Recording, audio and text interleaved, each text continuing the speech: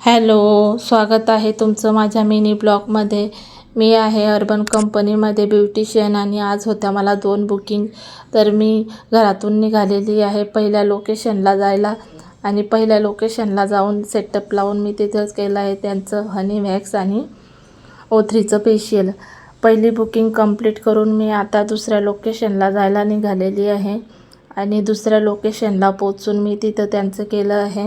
मला इथं थोडी मोठी बुकिंग होती, इथं मी सेटअप लावला आणि त्यांचं मी केलं आहे हनी वॅक्स, रिकाचं वॅक्स आणि O3चं फेशियल आणि क्लीनअप।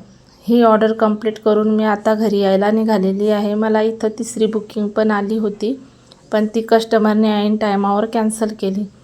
तरी असो, त्यानंतर मी घरी यायला निघाली आणि रस्त्यामध्ये मी खाल्ली पाणीपुरी आणि पाणीपुरी खाल्ल्याच्या नंतर मी घरी जायला निघाली तर अचानकच माझ्यासोबत असं पहिल्यांदा झालं की अचानकच माझी गाडी रस्त्यात बंद पडली आणि पाहिलं तर गाडीत पेट्रोलच नव्हते।